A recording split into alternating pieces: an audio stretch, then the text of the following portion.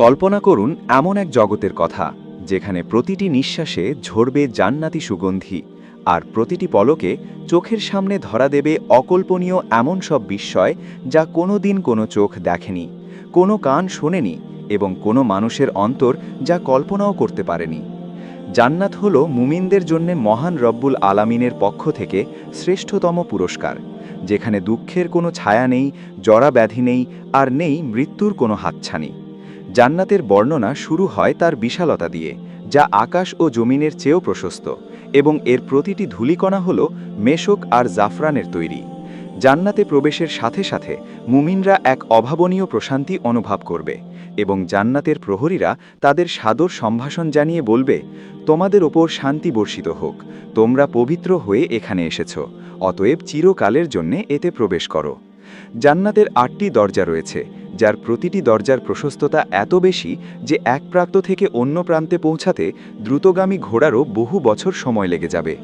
জান্নাতের অট্টালিকাগুলো হবে সোনা ও রূপার ইটের তৈরি, যার গাঁথনি হবে সুগন্ধি কস্তুরীর। সেখানে প্রবাহিত হবে দুধ, মধু, স্বচ্ছ পানি আর পবিত্র শরাবের নহর, যা পান করলে কখনো তৃষ্ণা পাবে না এবং যার স্বাদ হবে অতুলনীয়। জান্নাতের নদীগুলোর পার হবে মুক্তা ও ইয়াকুত পাথরের, আর তার তলদেশের বালু হবে জাফরানের মতো সুগন্ধযুক্ত। জান্নাতের বৃক্ষরাজির কাণ্ড হবে খাঁটি স্বর্ণের, আর তার ছায়া হবে এত বিশাল যে একজন অশ্বারোহী ১০০ বছর দ্রুতবেগে ঘোড়া চালিয়েও সেই ছায়া শেষ করতে পারবে না। জান্নাতের ফলমূল হবে অত্যন্ত রসালো, এবং যখনই কোনো জান্নাতি কোনো ফলের আকাঙ্ক্ষা করবে, সেই ফলের ডালটি অমনি তার হাতের নাগালে ঝুঁকে পড়বে। জান্নাতের খাদ্য গ্রহণ করার পর কোনো মলমূত্র ত্যাগের প্রয়োজন হবে না, বরং একটি সুগন্ধি ঢেকুর আর ঘামের মাধ্যমেই সব হজম হয়ে যাবে, এবং সেই ঘাম থেকে মিশকের সুবাস বের হবে। জান্নাতীরা সেখানে রেশম ও মখমলের সূক্ষ্ম কারুকার্য খচিত পোশাক পরিধান করবে, যা কখনো পুরনো হবে না, আর তাদের শরীরের সৌন্দর্য হবে সূর্যের আলোর মতো উজ্জ্বল।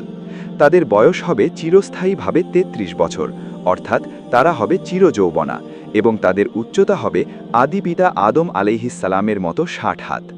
জান্নাতে থাকবে হুরগণ, যারা হবে অত্যন্ত লাবণ্যময়ী ও সতীসাধ্বী, যাদের চোখের শুভ্রতা ও কৃষ্ণতা হবে অত্যন্ত আকর্ষণীয়, এবং তাদের গায়ের রং হবে সংরক্ষিত মুক্তার মতো উজ্জ্বল। জান্নাতের পরিবেশ হবে নাতিশীতোষ্ণ, সেখানে কোনো প্রখর রোদ থাকবে না, আবার কোনো কনকনে শীতও থাকবে না, বরং সবসময় এক মনোরম বসন্তের হাওয়া বয়ে যাবে। জান্নাতের পাখিরা জান্নাতীদের ইচ্ছানুসারে ভুনা করা অবস্থায় তাদের সামনে উপস্থিত হবে, এবং আহার শেষে আবার জীবিত হয়ে উড়ে চলে যাবে। জান্নাতের পাত্রগুলো হবে রূপার মতো সাদা এবং কাঁচের মতো স্বচ্ছ, যা জান্নাতীদের মনের তৃপ্তি বাড়িয়ে দেবে বহুগুণ।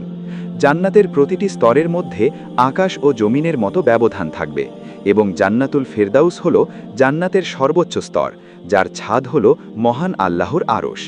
জান্নাতে দুঃখ, বিষাদ, হিংসা বা বিদ্বেষ বলতে কিছুই থাকবে না। সবার অন্তর হবে আয়নার মতো পরিষ্কার এবং ভালোবাসা ও ভ্রাতৃত্বে ভরপুর। জান্নাতের অধিবাসীরা কখনোই মৃত্যুবরণ করবে না। তাদের সামনে মৃত্যুকে একটি মেষের আকৃতিতে এনে জবাই করে দেওয়া হবে, এবং ঘোষণা করা হবে, হে জান্নাতীরা, তোমরা চিরকাল এখানে থাকবে, তোমাদের আর কখনো মৃত্যু হবে না।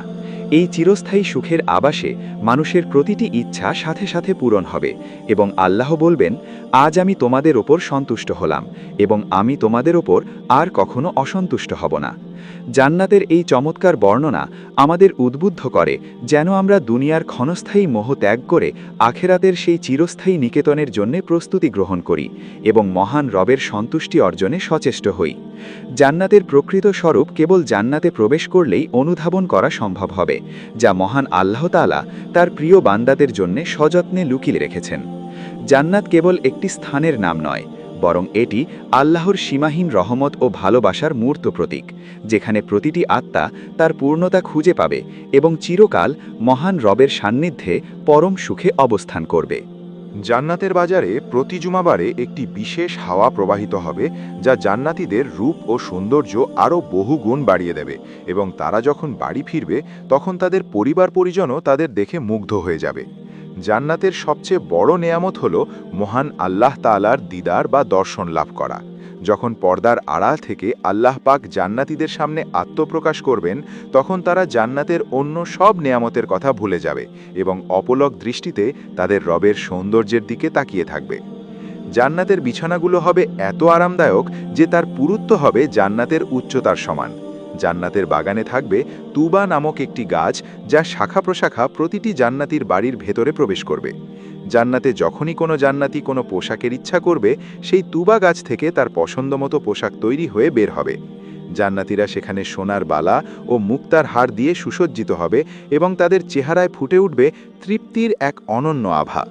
জান্নাতের প্রতিটি মুহূর্ত হবে নতুন বিস্ময়ে ভরপুর এবং প্রতিবার দেখার সময় জান্নাতীরা আগের চেয়েও বেশি সৌন্দর্য অনুভব করবে। জান্নাতে প্রবেশের সময় মুমিনরা আল্লাহর কৃতজ্ঞতা প্রকাশ করে বলবে, সমস্ত প্রশংসা সেই আল্লাহর, যিনি আমাদের জান্নাতের উত্তরাধিকারী করেছেন এবং আমাদের প্রতি তার ওয়াদা পূর্ণ করেছেন। জান্নাতের জানলার ভেতর দিয়ে বাইরের দৃশ্য দেখা যাবে, আবার বাইরে থেকে ভেতরের দৃশ্য দেখা যাবে, যা হবে অত্যন্ত স্বচ্ছ ও নমনীয়। জান্নাতে এমন সব আসন থাকবে যা বাতাসের ওপর ভাসমান থাকবে এবং জান্নাতীরা যেখানে যেতে চাইবে সেই আসনটি তাদের সেখানে নিয়ে যাবে। জান্নাতের নহরগুলো প্রবাহিত হবে কোনো প্রকার নালা বা খাদ ছাড়াই মাটির ওপর দিয়ে, যা দেখে জান্নাতীরা বিস্মিত হবে। জান্নাতের ঘ্রাণ অনেক দূর থেকে পাওয়া যাবে, যা মুমিনদের মনকে সতেজ করে তুলবে। জান্নাতে ফেরেশতারা দল বেঁধে জান্নাতীদের সাথে মুসাফাহা করতে আসবে এবং তাদের অভিবাদন জানাবে। জান্নাতের শান্তি হবে এমন যে কেউ কোনোদিন সেখান থেকে বের হতে চাইবে না এবং সেখানে কোনো অভাব বা অপ্রাপ্তি থাকবে না। জান্নাত হলো সেই কাঙ্ক্ষিত গন্তব্য যার জন্য মুমিনরা দুনিয়ার জীবনে ধৈর্য ধারণ করে এবং আল্লাহর ইবাদতে মগ্ন থাকে। জান্নাতের বর্ণনা দিতে গিয়ে মহানবী সাল্লাল্লাহু আলাইহি ওয়াসাল্লাম বলেছেন যে জান্নাতে একটি চাবুক রাখার জায়গা পুরো দুনিয়া ও তার ভেতরের সব কিছুর চেয়েও উত্তম। জান্নাতীদের খেদমতের জন্য থাকবে চিরকিশোর সেবক, যারা মুক্তার মতো স্বচ্ছ ও সুন্দর হবে এবং তারা স্বর্ণ ও রূপার পেয়ালা নিয়ে জান্নাতীদের পাশে পাশে ঘুরবে। জান্নাতের প্রতিটি শব্দ হবে শ্রুতিমধুর এবং প্রতিটি গন্ধ হবে মন মাতানো। জান্নাতে কোনো প্রকার ক্লান্তি বা অবসাদ থাকবে না। মানুষ যা চাইবে তা পাওয়ার জন্য তাকে কোনো পরিশ্রম করতে হবে না। জান্নাতের মাটির নিচের অংশ হবে সুগন্ধি কস্তুরীর তৈরি, যা জান্নাতীদের পদচারণায় আরও বেশি সুবাস ছড়াবে। জান্নাত হলো মুমিনদের পরম আশ্রয়স্থল, যেখানে তারা তাদের প্রিয় নবী ও সাহাবীদের সঙ্গে সাক্ষাৎ করতে পারবে। জান্নাতের প্রতিটি গলি ও রাস্তা হবে মুক্তা ও ইয়াকুত দিয়ে সাজানো। জান্নাতের উচ্চতা হবে মেঢের ওপরের প্রাসাদের মতো, যেখান থেকে জান্নাতীরা নিচের মনোরম দৃশ্য উপভোগ করতে পারবে। জান্নাতের সুশীতল ছায়া হবে দীর্ঘস্থায়ী, যা কখনো শেষ হবে না। জান্নাতে থাকবে লোটাস বা কুল গাছ, যার কোনো কাঁটা থাকবে না এবং তা ফলে ভরে থাকবে। জান্নাতের আঙুরগুলো হবে বিশাল আকৃতির এবং তার রস হবে মধুর চেয়েও মিষ্টি। জান্নাতের শরাব পান করলে কোনো মাথা ব্যথা বা মাতলামি হবে না, বরং তা হবে অত্যন্ত সুস্বাদু ও পুষ্টিকর। জান্নাতীরা সেখানে আল্লাহর জিকির ও প্রশংসায় লিপ্ত থাকবে, তবে তা কোনো কষ্টের ইবাদত হবে না, বরং হবে হৃদয়ের গভীর থেকে আসা স্বতঃস্ফূর্ত আবেগ। জান্নাতের প্রতিটি গৃহ হবে একটি বিশাল মুক্তার তৈরি, যার ভেতরে থাকবে অসংখ্য কক্ষ ও বাগান।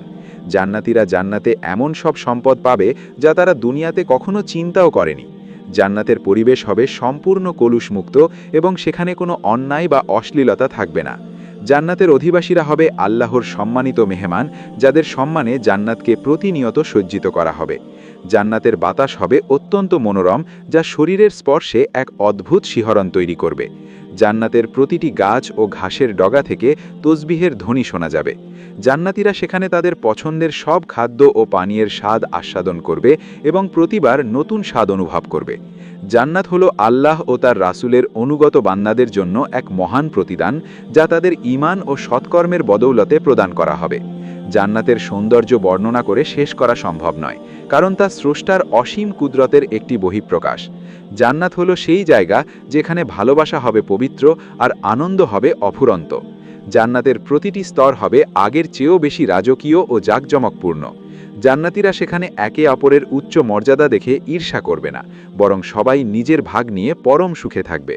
জান্নাত হলো চিরন্তন শান্তির আধার, যেখানে মুমিনরা হবে আল্লাহর পরম বন্ধু এবং তাদের প্রতিটি দিন হবে আনন্দ ও উৎসবের দিন।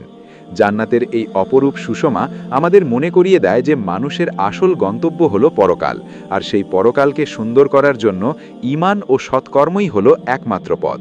জান্নাতের এই সুবাস যেন আমাদের প্রতিটি কাজকে আল্লাহর সন্তুষ্টির দিকে ধাবিত করে এবং আমাদের জীবনকে সার্থক করে তোলে চিরস্থায়ী শান্তির অন্বেষণে।